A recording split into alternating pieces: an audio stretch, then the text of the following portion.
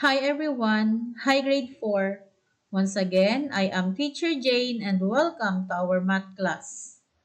In this video, we will be discussing Activity 3 of Mathematics for Quarter 2 Week 2 with the topic Least Common Multiple or LCM.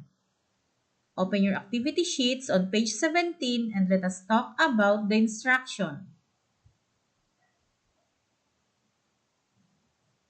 In this activity, write the numbers in the correct position.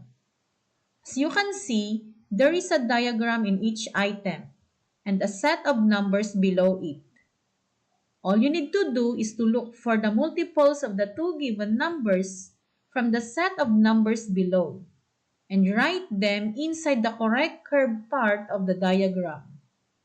Repeat the process until all the numbers are placed in the correct position, then write the LCM in the region where the two circles overlap.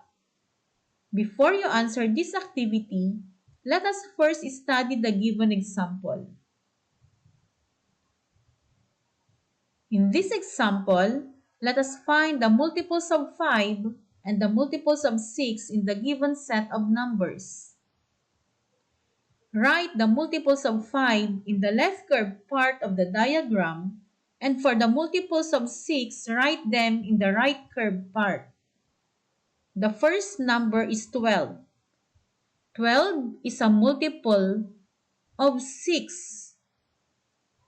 So write it in the right curved part of the diagram. Next is 10. 10 is a multiple of 5.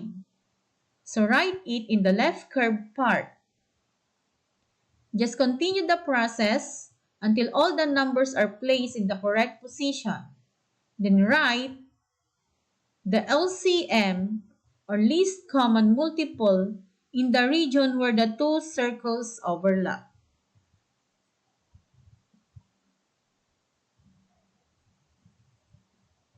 This is the end of the instruction for Activity 3. I hope you enjoy learning with me. Until next time, good luck!